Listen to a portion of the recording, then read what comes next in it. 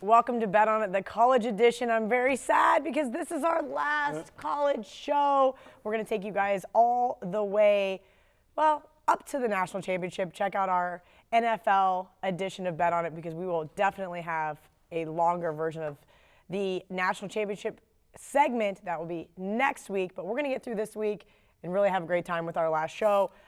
To the right of me, Mr. Marco D'Angelo, at Marco in Vegas. To the right of him, a man who needs no introduction, the Greek gambler, Gianni the Greek, Vegas runner, ace. All right, guys, let's talk January 1st, New Year's Day bowl games.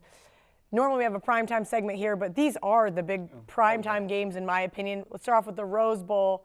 Marco, I'll start with you. Wisconsin versus Oregon. I know who I like in this game, and I'm hoping you guys agree. Yeah, Kelly, you look at this one, and, with the bowl games, anytime that you're talking about the Rose Bowl, you shouldn't be talking about motivation because it's the Rose Bowl. It's the granddaddy of them all. I mean, baby, yeah. That's because you guys are older, so you guys think this Rose Bowl is this like elusive thing. I've never been to it was a West Coast thing. So on the East Coast, it would come on in the evening. It was later. Remember? 5 o'clock Eastern time that game would start, and Kelly, that's one of my fond childhood memories. Me too. Me and my dad. My mom was superstitious. We always had pork and sauerkraut every New Year's Day because it's supposed to be good luck. Okay. Would have that and would sit down and watch that game together. And I loved the Rose Bowl. And I always said, I'm going to go see the Rose Bowl someday. And a couple of years ago, Brian Leonard and myself, we went and saw Penn State in USC in an epic Maybe because I'm a Big 12 girl that we never got invited to the Rose Bowl, so I just always pushed it off to the side we don't care about the Rose Bowl. I can remember Penn State whenever they moved to the Big Ten. One of the things, in the press conference, and Joe Paterno, whenever they went there, is that he wanted to win a Rose Bowl because it's a conference-affiliated bowl, and you never got a chance to do it until they joined the Big Ten. So it is a prestigious bowl. Now the question here is, do these two teams, which one is glad to be here and which one's not? For me, I think Oregon's bowl game came in the Big 12 championship game. All right. Yes, they won their way in here, but for them it was more satisfying because let's face it, they screwed up. They could have been playing for the national championship if they didn't lose to Arizona State late in the season by a field goal. But then what did they do? They ruined Utah's chance to go to the playoffs. So the Pac-12 has nobody in the national championship once again, and here they are in the Rose Bowl, and I think it's kind of, it's a consolation prize. For Wisconsin, they lost and got the reward of going to the Rose Bowl. They lost to Illinois. Well, they lost the Big Ten championship game, and because Ohio State's in the national championship playoffs, they get to go by default because they were the second place team and they're here. And I just think Wisconsin, this is a team that's going to want to be here. Coach Chris, getting to go to the Rose Bowl. He was at Wisconsin before, left, took the Pitt job, and actually turned the Pitt program around, got him going in the right direction. But when, his team came back and offered him the job, he went back to Wisconsin. So I think they're going to be excited to be here. I think Oregon, that last game, did it for them. I like Wisconsin.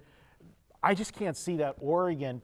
You just don't see teams in the Pac-12 like Wisconsin. It's going to just, everybody on that offensive line's 300 pounds, and they're just going to pound that football down your throat. This defense it has impressed me for most of the season. I know, as you mentioned, the Big Ten championship game, they kind of took their foot off the gas. They had all the momentum. Ohio State flipped the script, and here we are. VR, your thoughts on this game? I agree 100%. First, I want to make a quick disclaimer. I haven't bet a single college football bowl game.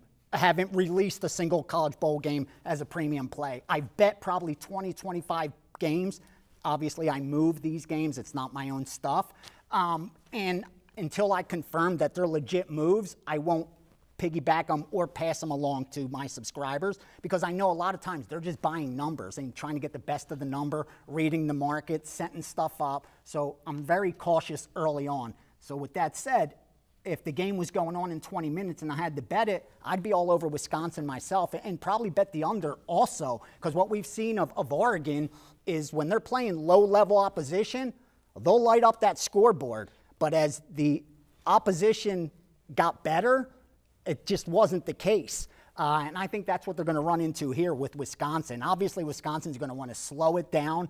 They're going to want to make it like a heavyweight title fight where they systematically break you down by being physical, like Marco touched on, just beat you in the trenches. And I think that's where they're going to have a lot of luck against Oregon. I like Wisconsin. I like the under. But, again, I haven't bet either. I'm going to stick with you here, VR. Let's go over to the Sugar Bowl. This one's an interesting line. I know Baylor's gotten almost no respect all season long, but this is just more of the same. They're a 6.5-point dog here to the Georgia Bulldogs. To me, the first thing that jumped out was the total, you know, because, again, when you get to the bowl season, it's kind of like the playoffs where the public money outweighs sharp money by a huge margin, especially on these marquee bowl games. Early on, different story when we're talking about December 21st, December 22nd. A lot of those are wise guys versus the books with public money sprinkled in. When you get to these Rose Bowls, Sugar Bowls, national championship, it's public and then what the sharps are doing. Kind of like the Super Bowl when bookmakers tell you, our aim isn't what the wise guys are going to do, it's what the public's going to do because that's the money we're going to be facing. And for me, that total really jumped out because it looks like 8 out of 10 tickets that they're going to write is going to be on the over. It's hard enough for recreational bettors to bet an under, let alone an under 40, 42 in college football. I'm not going to That's what jumped out at me. It looks scary. Yeah. And to me, Georgia being double-digit favorite as well. It looks to me like Baylor's going to have a lot of trouble scoring. Based on that line, my reading the market, I think Baylor team total under is probably the best bet because based on that line, that's what it tells me. Georgia double digits and a total of 40-something, Baylor ain't going to score too many points. Marco, are you stepping in front of the SEC train in the bowl game? Well, this is a tough game because both of these teams had their shot to be in the national championship, and we talk about motivation and so forth. Good point. But I got to say, for Georgia, this is the second year in a row that this has happened to them, that they went to the last game and then they stubbed their toe and don't go to the national championship playoff. So I wonder what their psyche is. Baylor, we know that they, got to be disappointed. But every time this year, Kelly, that I said, this is a spot yeah, that they Baylor, bounce back. You're right. that Baylor You're right. should be a flat spot. Coach Rule has got them ready to play. But I'm going to say, I mean, it's hard to have a flat spot this year when look at what happened in the last two seasons, right? This team is good. This team is athletic. They pound the football. Their defense comes to play.